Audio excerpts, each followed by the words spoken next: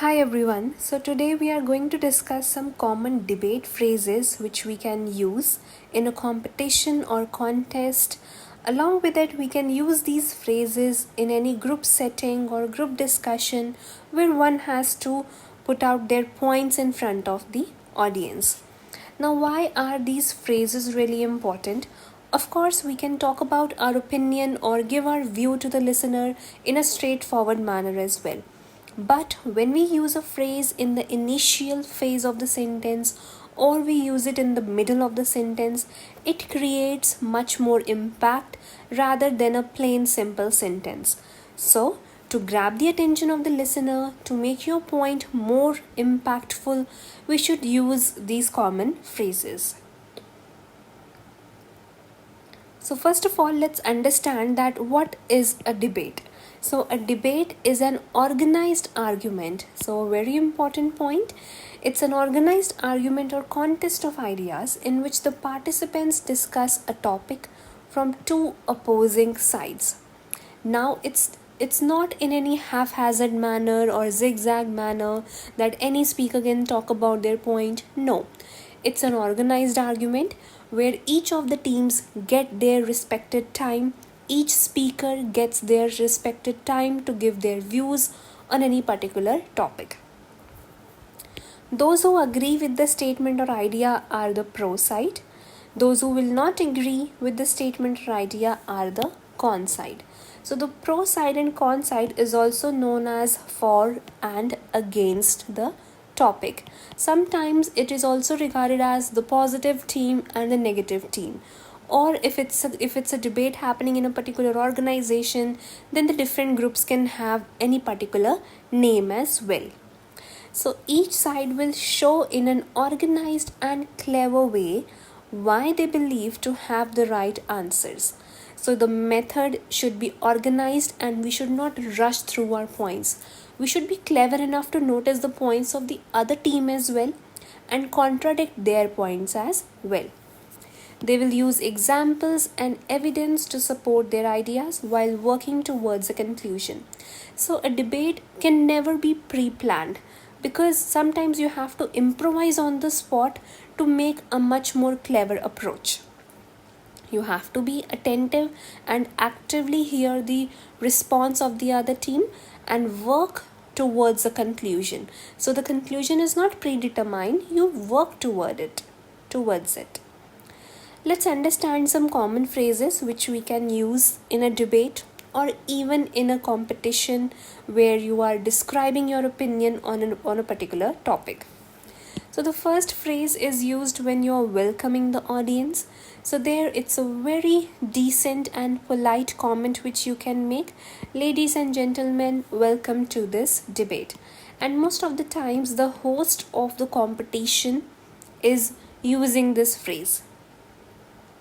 The next is while stating the issue. Now, as soon as the debate starts, both of the teams have to make an opening statement in which they describe the statement, they describe the part which they are for or against of. So, here the common phrases are the motion for the debate is so and so. If it's pollution, then we are going to mention in that particular way that the motion for debate today is pollution. People, name of a particular person, believes, feels, insist, think that. So we can regard the general public or we can name a particular person. It can also be a particular organization as well, such as the government. Let's first define some important concepts. So we can start the issue or state the issue in the beginning by using this phrase. Moving on, phrases to present the most important point. So it is always advised in a debate that your first point should be the one which is the most important and it should be the strongest point which you're putting forth in the beginning. Okay, now here let's see some phrases which we can use. This argument or idea is of paramount importance. Now, paramount means huge importance. The most important argument for so and so is, the main idea is, The main thing is this. If you're talking about pollution and you're going to refer to some causes in your debate, then you can say the most important argument for pollution is the land pollution. The most important idea is the primary argument. Now, primary means first.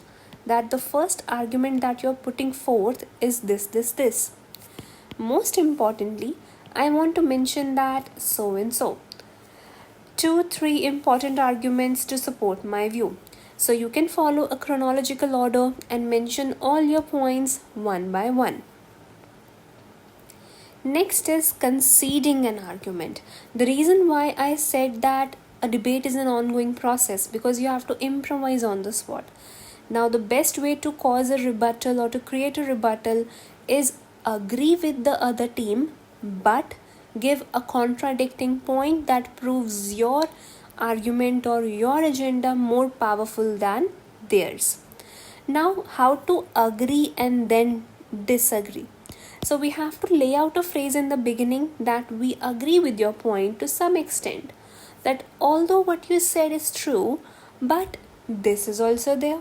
This point is even more important when it comes to this scenario.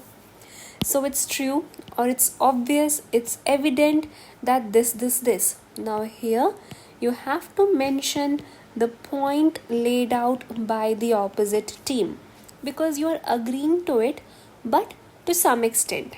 Then, however is a good connector when you have to link a contradicting information in the very next sentence. Now you have to put your point. See, that's the power of however. Whenever we use however, the second point which we are going to mention is always going to contradict the first one.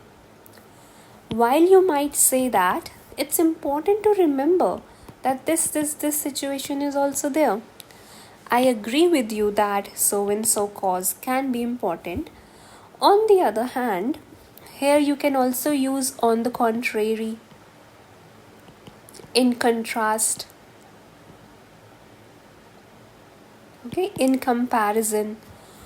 Although it is true that so and so, I believe that this argument is not complete without this main point. I agree, I admit, I concede that point number 1, but we must remember that point number 2 is also there. I can understand that so and so thing is there. Nevertheless, what about the point that we are going to mention here? So when you are conceding an argument or creating a rebuttal, make sure that you are using these phrases because they build coherence in your speech. If you straightforwardly talk about your point, it's going to be a bit dramatic or drastic change. Instead of that, we should build a foundation that we should start with the previous point and then swiftly move to our point, because it's a respectful way to argue. Sequencing a list of arguments. Now, to build more coherence in your answers when you're giving your points, it's a good idea to structure your arguments as well. So you can use firstly, secondly, thirdly, and then when you want to wind up, you can say lastly. The second argument in favor of so and so is this. To begin with, I would start by, for a start, this is there. The next argument I'd like to state is so and so, and then you can continue with your answer.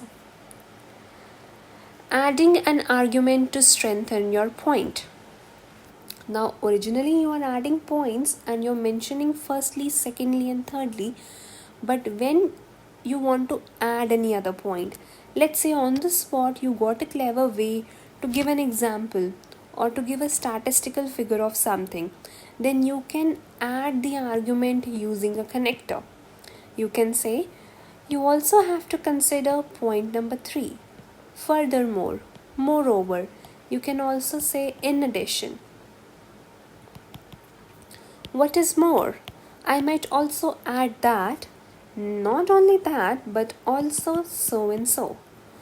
Perhaps I should also mention, maybe I should also mention, not to mention the fact that this.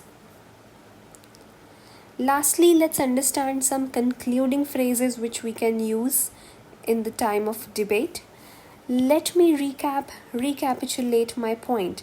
So here you are building a conclusion and you have to think about all the points which you have mentioned here and mention your strong points again so that you can make the listener aware of them one more time. It all boils down to, as a final word, let me summarize my point of view. To reiterate my point of view, to sum up, or finally, you can even say in conclusion. Alright, so these were the phrases which we learned today. I hope they were helpful. Thanks a lot.